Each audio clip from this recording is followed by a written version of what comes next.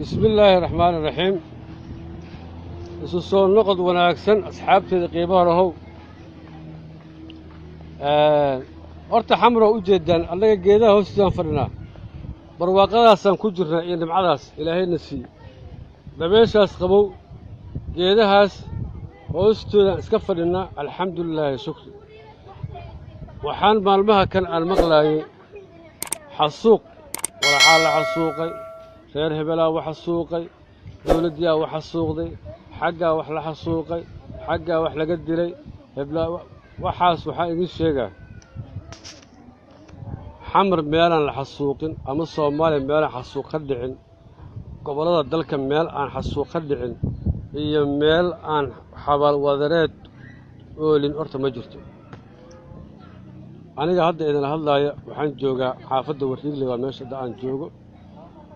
waxaan shaqo ka haynaa waddadaas arkaysaan oo la dhisaayo jidkaas shaqo ka haynaa meesha la dhisaayo jidkaas shaqo laga hayaa waxaan idin leeyahay soo jeedka derbigaas meeshaas u jeedaan derbigaas u jeedaan meesha mootada marayso waa iskuulkaas maxamuud xarbiya la yiraahdaa meesha ay ka muuqato laamiyeeriga iskuulka meesha uu ka muuqdo waxa ka sokeeyo waa derbigan meesha ku xiran iskuulka ma lahayn wadda la maray ahayd waxa derbigaas lagu xiray meeshaas oo gees ilaa gees derbiga loogu xiraa waxay tahay waxaa ku aasan ugu yaraan 400 oo qof ku aasan meeshaas dad baa ku aasan waa xabaal wadareed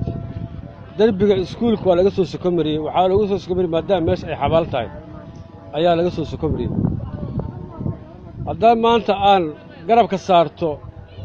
ya baalka ilaahay badiilkeyga haddaan garab ka saarto oon dhawaa suuqada dad dhintayaa meeshaas loogu tegaa waxa loo mari waayo baabuurta looga xiray oo derbigaas loo dhisay waxaa waaye qabuuraa ku jira ilaa 400 ilaa 300 oo dada ayaa meeshaas ku aasan haddaad rabtaan waa lidin soo tusaa waad arkaysiin haya gabdhayga seetiin maanta haya ka warrama galaas iskool ka warrama sax berri waa idin imaana waxaan bixinaa 10 yaa هاي بوك سقط تاريخ جغرافي هاي مركه وحواي سوماليه إلا إسعافيو oo qolo kasta wixii dib gaaray ilaahay u tooba keento ila iscafiya fiican magaalada dalkan Soomaaliya meel kasta waxa ku duugan xabaal wadareed laga helaa aniga hadda ima dheera waa 4 boos xagga waa iskuulku arkaysaan 400 qof aa lagu aasay xilligii UAC da la dilay dadkaas oo meesha lagu xabaal hadda soo fogo la ficildan ugu tagaa dambina way u tahay mataqaan meedan soo baxshay waxa rool hadii la isfarfaro wax badan ceebaa dhacaysa in la isfarfaray ragga jabhadaha waxaan leeyahay maanta u doodaya SNM iyo SDF iyo UAC horta waa kala xasuuq badan yahay oo qolo kastaba inay xasuuqdo waxaan rabaa marka say wax u dhaceen in la yiraahdo alxamdulillah shukri annaga ilaahay waxaan ugu galadeystay wixii dhacay inaan goobjoog u ahaano maantana waa noolahay waa soo jeednaa indhaheen waa furay nimankaas SNMta la leeyahay waqooyi galbeed ee Hargeysa jooga ee 24 saac ku haya xasuuqa la geystay waxaan rabaa inaan runta u cadeeyo horta intaan xasuuq dhicin ayagoo kor maxay sameyn jireen waay ayagoo shaalal wata oo qoryaha hoos ku wata ay waxay soo gali jireen magaalada Hargeysa markay magaalada soo galaan waxay leey jireen dadka aqoonta leh ganacsatada culimaa u diinka odayaasha qabaa'ilka eelariska intaasay xasuuq jireen markay dilaan kii asoo shaalkiisa wato oo qoriga u hulaaban yahay markuu dadka dilo intuu carro qorigiisa soo aasto intuu soo laabto oo inta wax ka bilaaba adeerkay baa la dilayay abtigay baa la dilayay baa afweena dilayay dawladda dishay wax kama jiraan dadka iyaga dil ku bilaabay iyaga xasuuq ku bilaabay waxa kale oo dhacdan ognahay marmar dariiska dawladda inta la soo qaato oo koofi cas la soo qaato ayaa dadka la leen jiray si shacabka loo kiciyo oo la yidhaahdo dadkan waxaa dilay dawladdaa dishay loo yidhaahdo jabhadahaas samay jiray koow waxay ka bilaabtay waqooyi galbeed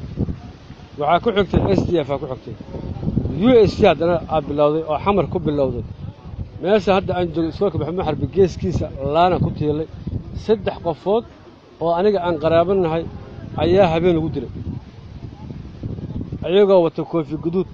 iska dhigaya koofi cas oo tuutiye wata si dadku ogaadaan waxaa la samay jiray koofida ayaa waxaa loogu tagi jiray qofka la dilay agtiisa la dhigi jiray subax haddii la soo kaco waxaa leeyahay koofi guduud ishoolaa koofida waa tanaa propaganda ahayd propaganda dhaqan gashay ahayd jabhadaha ku qaraabo jira intaas haddii la marka xasuuq habartood iyo adoogood iyo asalkood iyo farcood jabhadaha bilaabay annagoo degan oo nabad haysana oo barwaaqaysan ay fidna bilaabeen kow mid kale la ogaada dalkii oo dhisan oo dawlad ka jirto ayay intay baxeen jabhaduhu madaxdooda ayay waxay la xirteen dawladda Itoobiya oo cadow aan ahayn oo midiste madaxweyne oo ka yahay oo aad ogtiin colaad iyo dagaal laga dhaxaysay nin la shirkoobay dal cadow kuuga ah shirka la noqday asxaanna dal u geli ma dhibaatada ugu horeysa sharciga ugu horeysa iyo dib ugu horeeyay in nimankaas keeneen waxa waaye jabhaduhu waxay la soo heshiyeen amxaaray mataqaana ka soo qaateen waxay ka shaqeeyaan dalka Indonesia iyo kala gooyaan wax qiil ah oo maanta ay haystaan habeeraatee ama loogu dulqaadaha ma jirto waxay sheegayaan waa been jabhaduhu dagaalkoodana xaq ma ahayn xaq darro wahay xasuuqa wahay dhaco wahay kufsiyo wahay boobo wahay beeliqo wahay tuugnimo ahayd 29 sano maanta joognaa wixii laga macaashin waa la ogay haddii maxamed saad barre oo xumay 29 sano saad barre 21 sano joogay 29 sano jabhadaha loo tilaahay xaal la qabta waaye wixii oo qabta la dibagadiyo hay-adiyaha la bilaqaystay waxaa la bilaqaystay waxbarashadii dukumiintii oo dhan fiilooyinkii korontadii taleefanadii isbitaalladii guryihii beerihii baabuurtii wax la dhaafo male waa la soo gudbay waxaa la gaaray dadkii nool in la afduubto naagihii in xoog lagu arooso bal weydiiya reer xamar wax ku dhaca dadka caddaan maxaa ku dhaca bal weydiiya barqacda inta guryaha laga leeyahay iska wata duurka la gala masaajidadii inta loo dhacay waxaa laga fuqsaday saacadihii masaajidada ku yeelaa laga fuqsaday inta kitaabada quraanka la iskor saartay oo laga dhigtay jaranjaro masaajidka saacada ku dhigiray ala soo fuqsaday waxaas wax dhacay oo cad oo marqaatir way goob joogan u ahayd qofsi la sameeyay nin iyo naag wax dhaaf bar qofkii laga tabar baday waa la kufsay ama asal kufsay in aado ama naag aado waa la dhacay waa la xoogay waxaa timid wax la yiraahdo ku nasiibso nin bacwata ku nasiibso bash kii hilib wata kii qudaar wata ku qashin iska fogeeyahay bacmadu qashin ku soo qaaday mukulaal inta xal guriga isku baqtiday rab inuu iska fogeeyo xataa waalidin waxa loo heystay lacag haysto war wixii aan aragnay wax laga sheegay kara ma ahane waxaan leeyahay ibaanka leeyahay garsho hoog iyo dhibaatana jabhada ugu horeysay waana mid maanta aan ku jirno kuwa maanta difaacay waxaan leeyahay waa tuuga aroortay waqooyi galbeedna ee sanadka dhibaatada ay dhigtay boorama xasuuq ka dhacay waxa ka daray markii 1984 diyaaradaha Itoobiya ay garaaceen iskuulka Boorame iyo magaalada Boorame 400 arday iskuuleeya oo dugsi hoose dhigtaan oo dhar jaallo ah ayaa maalinta diyaaradu xasuuqeen annaga xamaraan joognay TV-ga kala soconay arkeen meydka dhaawac waagaas waa xasuustaa waxaa ku soo hogaanshay nimanka madaxda SNM ku soo hogaanshay xilligaas madaxda SNM ayaa ku soo hogaamiyay waxa ay qabiye ka barcaan waay maantana xasuuq inoo sheega wana xasuuq wax ka jira male waxaan leeyahay waqooyi galbeed 90% dawladda taageersanta in yar oo hargeysa joogta maahan inta kale gobolka waqooyi waliba gobolka waqooyi galbeed waa naqaan inta uu kooban yahay sanaag iyo sool iyo awdal iyo hargeyso inta kale inta hargeysa ka ahayn waxa waaye midnimada Soomaaliya diyaar burca diyaar ah oo gobolka Togdheer oo sheekh dhulkaas oo dhan waqooyi galbeed inuu gibilay inuu kulli dadka jooga waxa wada soo ilaa baro ilaa sina waxay taageersan midnimada Soomaaliya marka propagandada beeraha la wareegayaan hal iska dhaafo arrinta shalay shirka dhacana shirka shalay dhacay oo odayaashu meesha ku shiray shirkaas ujeedadiisu waan naqaanaa asagana waxaan rabaa inaan wax ka ogaado mar raba inaan ku fogaado sababtoo tahay cali mahdi khiyaar hore wahay mar raba inaan ku fogaado qaraabana waan nahay xididna waan nahay mar raba inaan ku fogaado laakiin waxaan rabaa inaan u sheego markii dawladda ay ku guulaystay dhismaha galmudug markii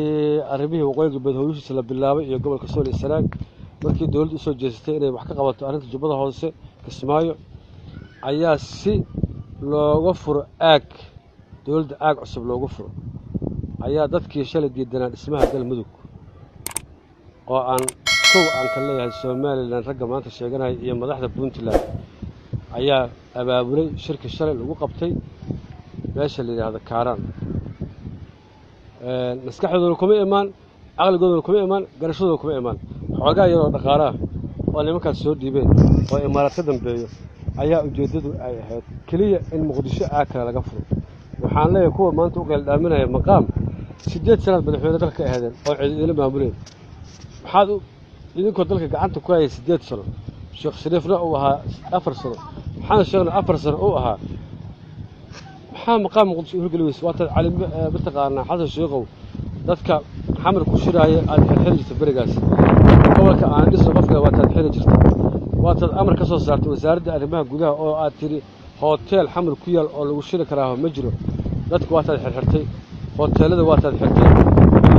nin shirki aan la ogeyn oo la qaban karaa ma jiro intaas waxaad ka cararaysay in dadka muqdisho ay ka hadlaan ay ka tilintooda iyo maqaam in loo sameeyo adaa shalay diiday maanta ma doonaysaa su'aal maanta qasabka ka doonaysaa waxa ay tahay